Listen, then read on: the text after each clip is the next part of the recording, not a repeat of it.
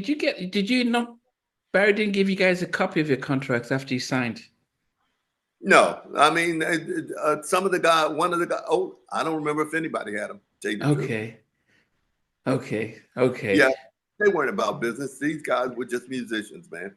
Yeah. And I'm But one of 13, and I'm one of the latecomers. So, no, we did not get copies of those contracts. okay. Yeah. But it didn't, even in the 90s, they didn't change. Everyone just signed and just didn't, and found out later on. So That's right. it hadn't changed.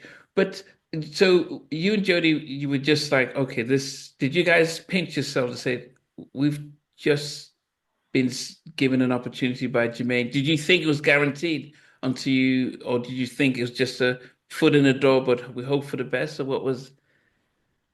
With reference to Barry White or with Motown? No, no. So this is after Jermaine says, you left Jermaine and the family because his wife was giving birth. Did you guys Right. feel as if we've got this, or were you still like, well, we don't know how it could Well, let me go? share this with you. And it's funny, but it's in my book as well. Before I left those guys in Akron, Ohio, because me and Jody flew in Mansfield, Ohio, me and Jody were the ones flying. MC, Tommy, Arnie, Eddie, they were going to stay behind. I told them that we would have a record deal in 2 weeks. Wow. How crazy is that? That was just my confidence. So when Jermaine did come and say, okay, then I'll work with you guys and I'll get you guys the deal. I mean, it was just what it was supposed to be because I had already claimed it, if you understand what I'm saying. Yeah. So it was just par for the course. It was just, okay, another step in me getting there. That's all it was. Yes, we had this. I'll tell you this, though, man. In picking my guys for my group, I had to have humble guys, You said logical that. guys. Yeah, I you couldn't said have that. egos and all that madness out there. They had to be true to what they were doing, and they had to be nice people because I don't deal with non-nice people. I just don't. So everybody was humble. So nobody was saying, I got this and all of that. Everybody was, thank you, all the way down the line. But I had a certain arrogance in my belief that I was going to make it. So much so that it was just given. It was automatic. I'm thankful. Don't get me wrong. But I knew it was coming. You Wow. know, in retrospect now, at my age and me looking back at it all, God, man, was I blessed? Yeah. And am I thankful? Yeah. Because it didn't have to be me. And I hear so many other people's stories and have watched so many come and go and come and go. But mine has been on course all the way down the line. But I dare say this too. My outlook has made a lot of this possible too. But because I never said die, but I never said,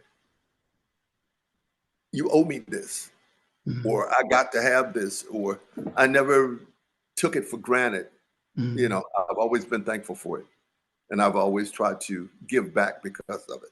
Yeah. Wow. That's definitely important. And I think those are life lessons. You could have been like you could have taken advantage of others, but also, I think when you're with a band, the importance of getting like-minded people, they can make or break the group and the vision and the dream, especially if they're not as hungry and as focused and as dedicated as you were at that time.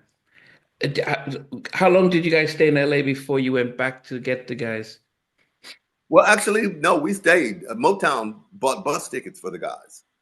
Oh, Motown bought bus tickets, and we sent them bus tickets for them to come out to California. oh, And this part of the story is amazing too. yeah. I told you that Arnie, this guy Arnie, was the lead vocal, one of the lead vocalists in the group. So, but when it came time to send him a bus ticket, I tried to reach him as I reached the other guys to let them know that we got a deal with Motown. Arnie refused to come. Oh, He said, I'm not going to come, Greg.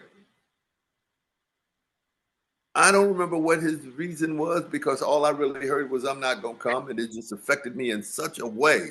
I was outdone because now I got to try to figure out who's going to do this falsetto in this group because I had a vision for this group.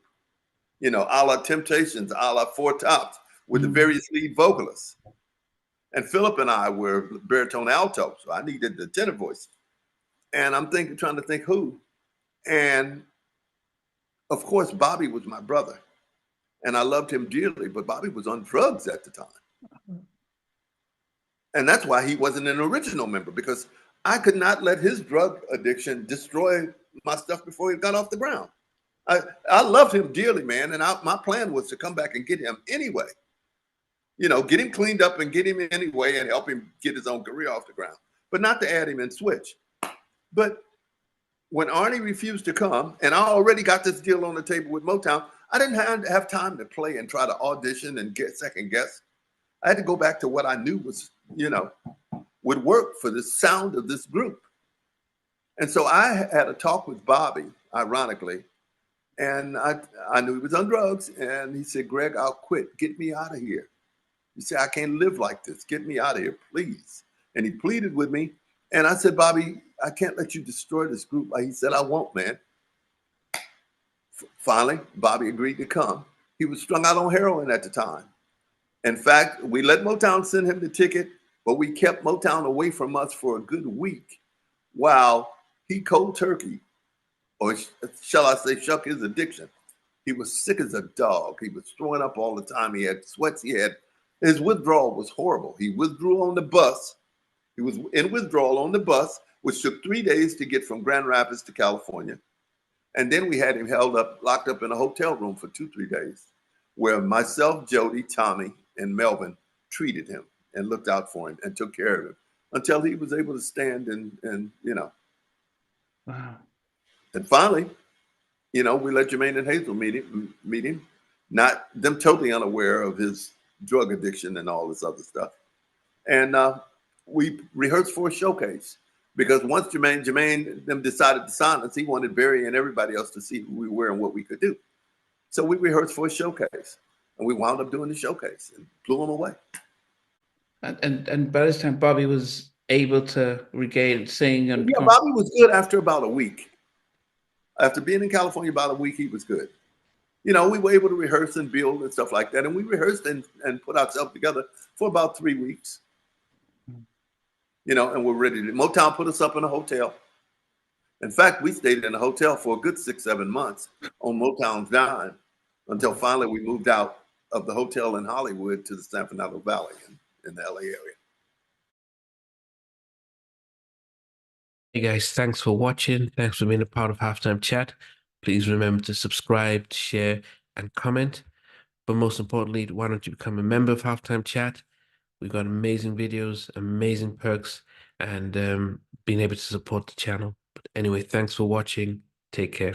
I never participated in that category. And somewhere in between us, for even loving us, on which I did miss you.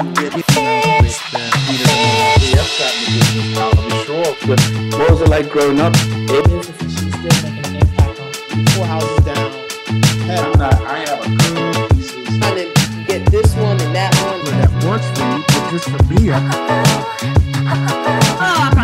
No, okay, you're okay. They don't understand what Jonas' voice winning Oscars. Play it.